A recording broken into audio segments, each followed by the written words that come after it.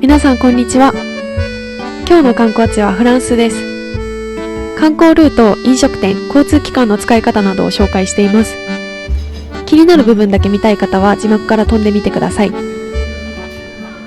まず最初に地下鉄の乗り方を説明しておきます。フランスはヨーロッパの他の国みたいにクレジットカードとかスマホのタッチ決済に対応していなくて、券売機か窓口でチケットを買うか、ナビゴっていう交通系 IC カードを購入しないといけません。パリの公共交通機関はパリ市内から円状に6つのゾーンで区分けされていて、ゾーンによって運賃が定められています。パリ市内はゾーン1の範囲内だけで完結するので、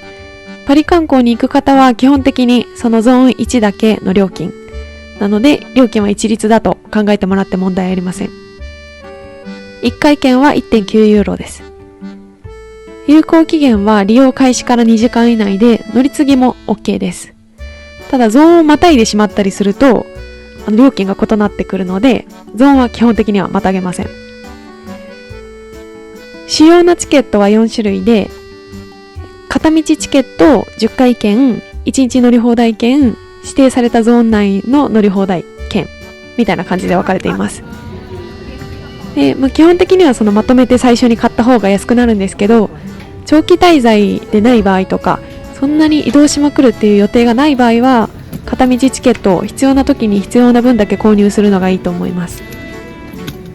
毎回チケットを買うのが面倒っていう方は、ナビゴという交通系 IC カードを購入するという手もあります。この交通系 IC カードは必要なチケットを選択してカードの中に入れて使うっていうイメージです。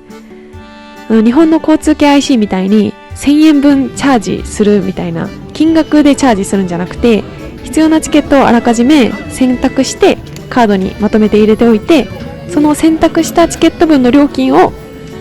先に払っておくっていうイメージです。ちなみにバスのチケットも同じように購入します。メトロもバスも同じチケットなので、チケットの購入は同じ券売機からできます。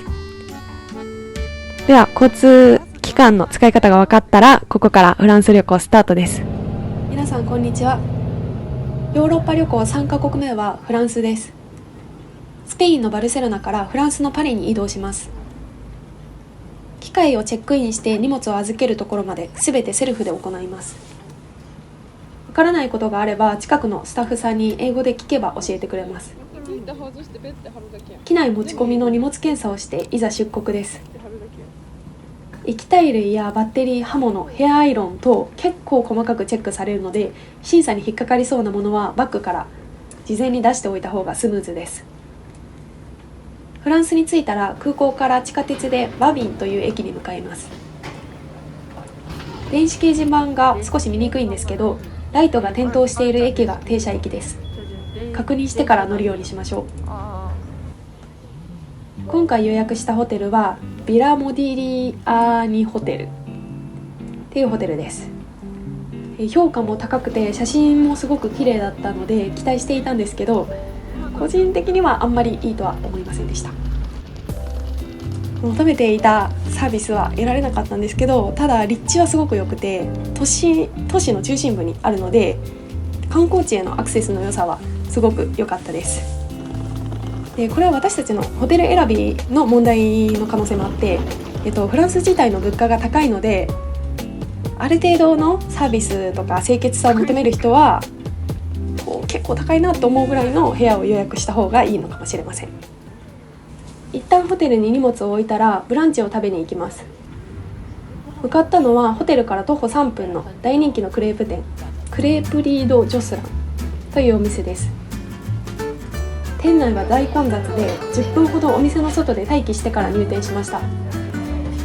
通路はかなり狭いので、キャリアバッグ等の大きな荷物を持ち込むと通路を塞いでしまうかもしれないので要注意です。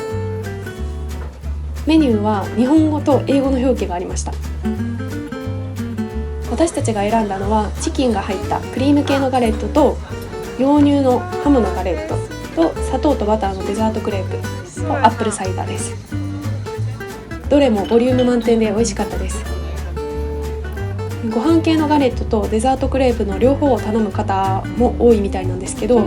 私たちは3つのプレートをシェアして結構お腹いっぱいになりました。合計で 36.7 ユーロ、約5100円。1人換算だと約1700円。お値段もそこそこ手頃で、お腹もいっぱいになって大満足でした。ご飯を食べ終わったらボンマルシェ百貨店に向かいます。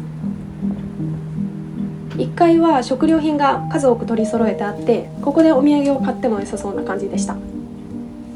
上の階は化粧品とか衣料品のお店が入っていて、静かにゆっくり買い物したい方にとっては最適の場所です。ただ全体的に価格が結構高めなので、バンバン買い物できるようなモールではないです。私たちは移動尽くしでちょっと旅の疲れも溜まってきていたので、パン屋さんでパンを買って、スーパーで飲み物と野菜を買ってホテルで食べました。次の日はレペティットブロックというホテルの近くにあるカフェでモーニングです。すごく親切で感じのいい店員さんでした。クロワッサンのモーニングセットとクロックムッシュのセットとフルーツとクロワッサンの目玉焼きとデザートが全部ついているセットの3つを注文しました。全部で 30.3 ユーロ、約4200円でした。朝食を食べたらバスでエッフェル塔に向かいます。パリのバスは電子決済の端末がなかったので、地下鉄乗り場でバスのチケットを購入してから搭乗しました。チケットは路上のその端末か、チケットを取り扱っているカフェか、地下鉄の端末で購入できます。地下鉄の端末で買うのが一番確実かなと思います。結構そのカフェとか探すの大変なので。搭乗後にランダムでチケットのチェックが入ることがあるらしく、チケットを持っていないとかなり高い罰金を課せられるそうなので、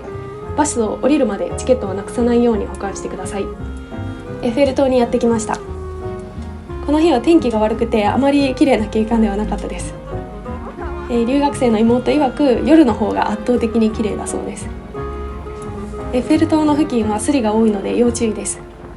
チャックのついていないカバンとかブランドバッグはやめた方がいいです。肩掛けのバッグは後ろではなくて体の前にかけて、後ろから取られないように気をつけてください。路上で観光グッズを販売している人もたくさんいて、人によっては向こうから話しかけてきます。私たちの場合はいい写真撮ってあげるよっていうご利用しのおじさんがやってきて、私がすごい目を合わせて笑顔を振りまいてしまったので、そこで会話がスタートしてしまって、もう諦めて言われるがままにいろいろポーズを撮って写真を撮ってもらいました。なんかおしゃんな写真がたくさん撮れました。代償としてエッフェル塔を10ユーロで購入しました。約1400円です。写真を撮ってあげるって言ってスマホを盗んだりする人もたくさんいるので、皆さん気をつけてください。私の場合は妹がすごいしっかりしていて、向こうの人がスマホを盗まないよっていうのを自分の妹に向かってiPhone を見せながら、俺は iPhone を持ってるからあんたのスマホは盗まないよっていうのを力説して、なんとか写真を撮るっていう流れになりました。不審に思った時はとにかく目を合わせないのと、微笑み返さないことが大事です。エッフェル塔を観光し終わったら歩いて凱旋門へ向かいます。徒歩29分。結構遠いなと思ったんですけど、話しながら歩いてると割とすぐに着きました。凱旋門からシャンゼリゼ通りを歩いて8分のところにあるルイ・ヴィトンの本店では、草間彌生さんとのコラボで建物の外壁に草間さん自身をかたどった巨大なバルーンポートレートが寄りかかっていて、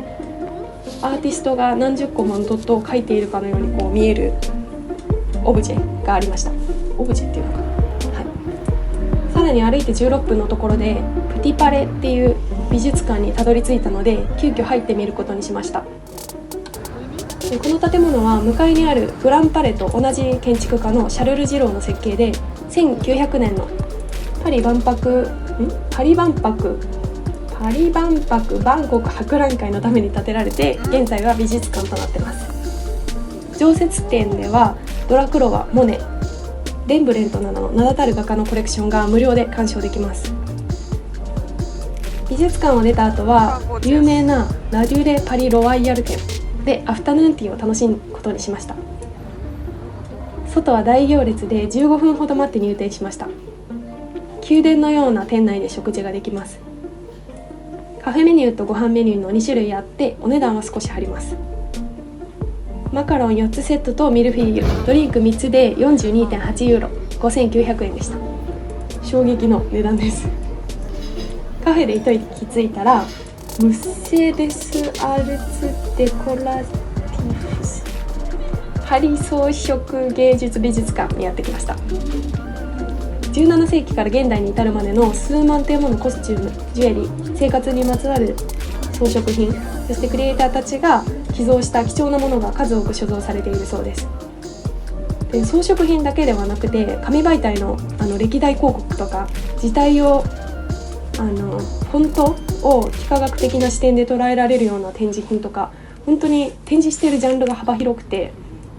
年代とかに関係なく幅広い層に響く美術館だと思いました。結構面白かったです。チケットは1人14ユーロ、約2000円です。ひとしきり観光したら電車でホテルに戻ります。夜ご飯にやってきたのはレペティット・ボウリロン・ラビンというお店です。テラス席でも暖房がしっかり効いていて暖かかったです。あとは英語のメニューもあったので注文も問題なくできました。各種フランス料理が楽しめます。美味しい上に価格もかなり良心的でした。値段は、フランスを堪能したら明日はベルギーに移動します。ではまた次回の動画でご視聴いただいてありがとうございました。バイバーイ。